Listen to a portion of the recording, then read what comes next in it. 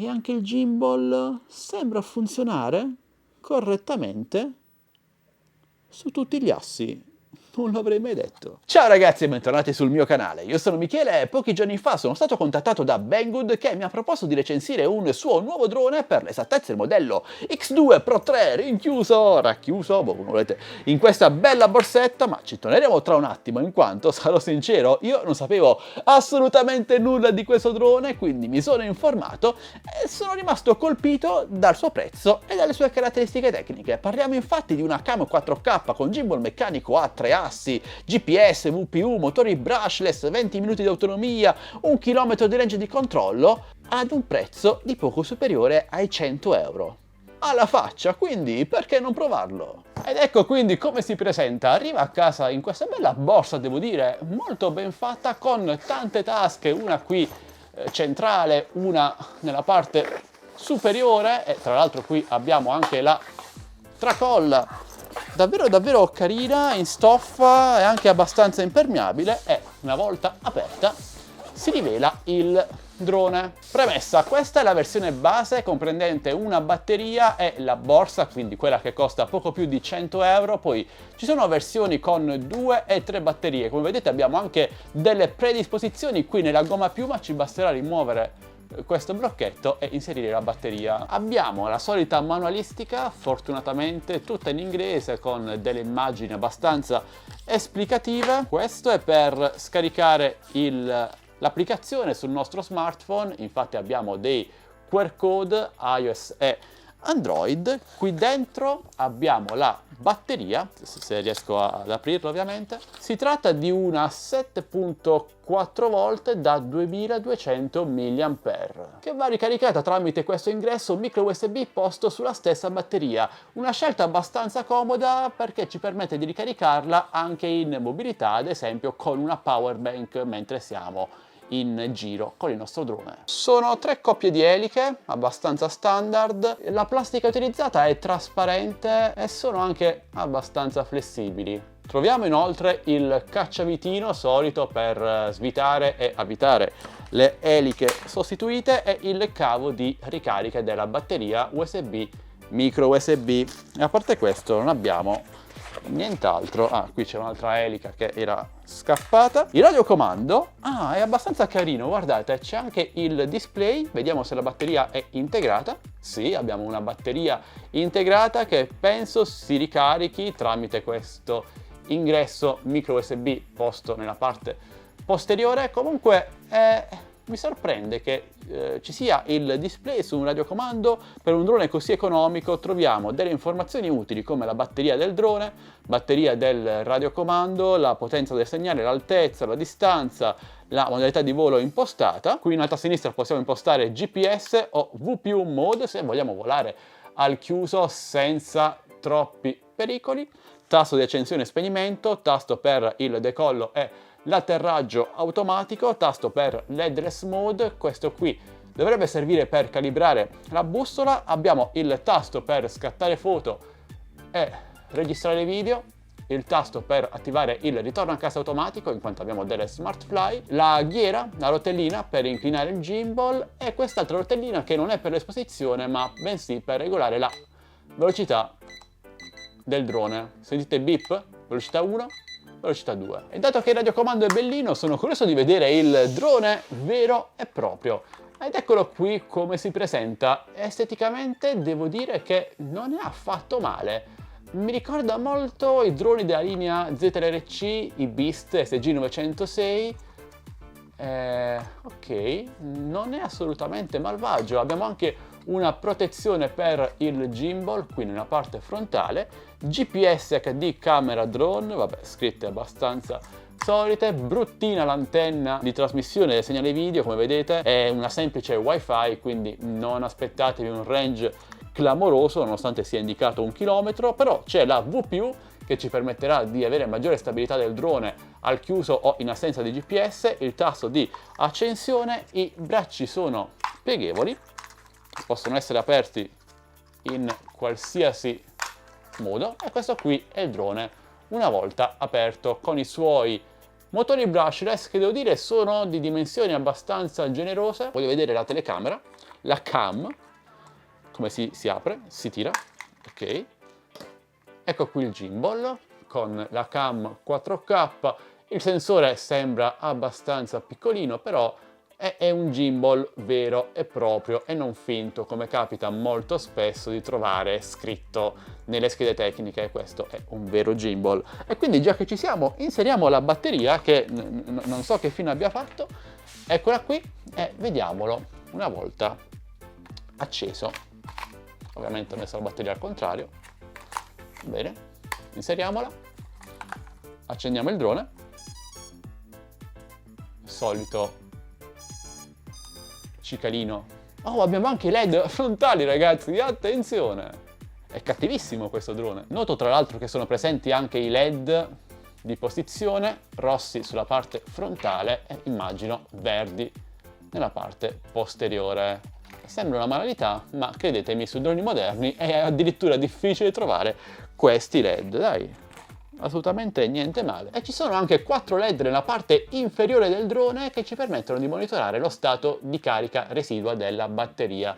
È abbastanza intelligente metterli sotto e non dietro, sono molto più semplici da vedere, specialmente quando vogliamo con poca luce. Accendiamo anche il radiocomando, così cerchiamo di capire se sono già accoppiati oppure no.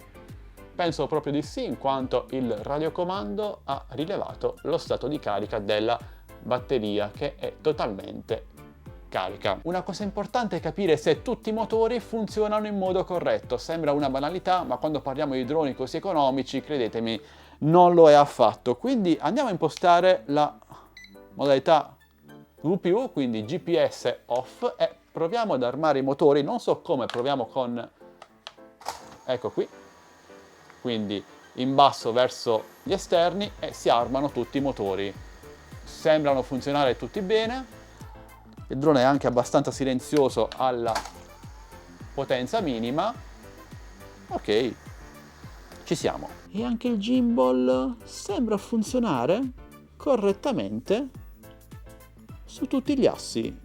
Non l'avrei mai detto. Comunque lo ripeto, quanto è cattivo con questi LED frontali. Vabbè, ora andiamo a vedere la sua applicazione. Ed ecco il nostro smartphone sul supporto del radiocomando, molto stabile, è connesso all'applicazione del drone. Connessione purtroppo solo Wi-Fi, e per questo motivo la potenza del segnale, o almeno il ritorno della trasmissione video, non sarà poi superiore ai 200, massimo 300 metri, come succede sempre in questi casi. Ma andiamo a vedere cosa ci offre questa applicazione, magari inquadriamo qualcosa di diverso dalle mie mani. Tra l'altro il gimbal meccanico a 3 assi sembra funzionare davvero molto bene. Mi sembra un'applicazione abbastanza basilare, devo dire. C'è la possibilità di attivare ad esempio le gesture mode, quindi controllare il drone con i movimenti della mano, tipo scatta una foto, registra un video. La modalità follow me, che utilizzerà il GPS dello smartphone e quindi ci seguirà. Il ritorno a casa, il decollo automatico, l'atterraggio automatico, quindi zoom. Questo qui ci servirà per utilizzare la modalità waypoint, è persino presente una modalità waypoint. Questa qui invece switcha la telecamera, possiamo utilizzare addirittura la telecamera inferiore, la VPU. Ovviamente la qualità sarà abbastanza scadente, però c'è questa possibilità. L'interfaccia è molto confusionaria. In basso a destra abbiamo la distanza, l'altezza e la velocità del drone. In alto a destra possiamo selezionare una musica, ok, registrare l'audio, abbiamo un microfono sul drone, foto, video. In alto a sinistra possiamo abilitare i joystick direttamente sullo smartphone. Se vogliamo volare utilizzando solo il telefono senza radiocomando, possiamo anche manovrare il drone con il giroscopio del nostro smartphone. Modalità VR se vogliamo collegarlo ad esempio a un cardboard, e altre cosine come il circle mode. Possiamo scegliere il raggio da 4 fino a 20 metri. Questa sarà la drone mode sicuramente, e i satelliti agganciati 0 attualmente perché siamo al chiuso, e infine la batteria. In alto a destra non abbiamo nessunissima impostazione possibile per quanto riguarda foto e video, e questa è una bella limitazione. Ok che parliamo di un drone economico, però ci stavano secondo me. Tra l'altro, ora che ci penso, non abbiamo ancora visto quanto pesa questo drone, quindi mettiamolo sulla bilancia e siamo a 334 grammi. 5, e questo ci porta ad alcune considerazioni. Pesa poco più di 250 grammi e meno di 500 grammi. Questo al lato pratico significa che potremo volarci praticamente ovunque o quasi in off-flight zone, permettendo come sempre, semplicemente essendo muniti di patentino attestato a 1 a 3 che, come vi ripeto sempre, è facilissimo da ottenere. Potete ottenerlo in meno di 5 ore in modo totalmente gratuito grazie al portale lussemburghese. Vi basta entrare sul mio canale Telegram TechBest Deals, linkato qui sotto in descrizione video, cercate patentino gratuito Lussemburgo e seguite i link che vi ho postato su Telegram. È facile, davvero facile, ma molto facile oggi ottenere il patentino in poco tempo. Il drone in sé invece mi ha sorpreso positivamente, anche se con qualche riserva, in quanto costa pochissimo, poco più di 100 euro. Trovate i link, offerte e coupon qui sotto in descrizione video e sul mio canale Telegram ufficiale TechBest Deals, di cui vi ho parlato poco fa, quindi entrateci subito, troverete le offerte sempre aggiornate su questo e tantissimi altri prodotti. Ma dicevo, a parte il prezzo, per poco più di 100 euro un drone con il gimbal meccanico a 3 assi che sembra funzionare anche molto bene, GPS, VPU, motori brushless, bracci pieghevoli, è davvero tanta roba, specialmente se andiamo a vedere cosa riusciamo a comprare in Italia allo stesso prezzo. Sicuramente nulla del genere. E anche il radiocomando, solitamente il punto debole dei droni così economici, anzi molto spesso nemmeno è presente, ma qui abbiamo un bel radiocomando senza sticker removibili purtroppo, ma con una buona ergonomia, ricorda un po' quello del Mavic Air 2S, del DJI Mini 2, ma tagliato a metà, quindi carino, ben fatto, ma ci sono un paio di criticità e l'avrete capito anche voi durante il video. Il primo è che pesa più di 250 grammi questo drone, non è un grosso problema, il patentino, ve l'ho detto, ve lo ripeto, si ottiene davvero facilmente, gratuitamente in poco tempo, ma per qualcuno potrebbe essere ancora un problema. Ma la seconda più grande criticità è la totale assenza di uno slot micro SD, o almeno io non l'ho visto e non l'ho trovato. Questo significa che dovremo salvare tutte le foto e tutti i video registrati sullo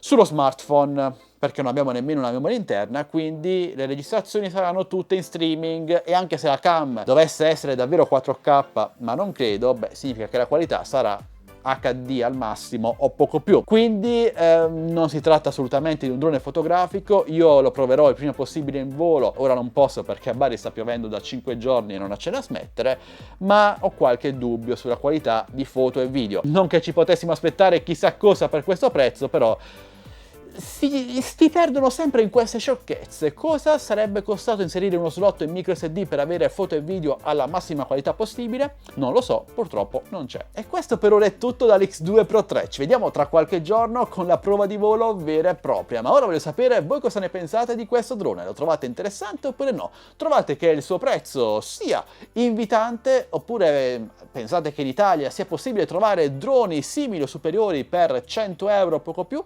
Io credo che se dovesse volare bene potrebbe essere una buona alternativa al DJI Ride Stello, che ormai costa anche lui poco più di 100 euro, anche se non ha GPS, non ha motori brushless, non ha radiocomando. Questa potrebbe essere una alternativa interessante, anche perché è costruito molto bene per il suo prezzo e mi piace. Speriamo che voli anche bene a sto punto. Se volete già buttarci un occhio e consultare qualche offerta su questo drone, vi ricordo che trovate link e coupon qui sotto in descrizione video e sempre aggiornati sul mio canale Telegram ufficiale TechBest Deals, linkato in descrizione video, insieme al mio gruppo Facebook Droni e Tecnologia Italia. Entrate numerosi, vi aspetto. E se questo video vi è piaciuto almeno un pochino così, beh, potete supportarmi molto semplicemente con un like, un commento, una condivisione, iscrivendovi a questo canale e attivando la campanellina per non perdervi le notifiche dei miei nuovi prossimi video. E questo è davvero tutto, noi ci salutiamo e speriamo che il tempo migliori qui a Bari a breve, perché sono molto curioso di testare questo drone in volo. Ci salutiamo però e ci diamo appuntamento al mio prossimo video, sempre come vogliate, sempre qui su AddXS2Tech. Alla prossima, ciao ragazzi!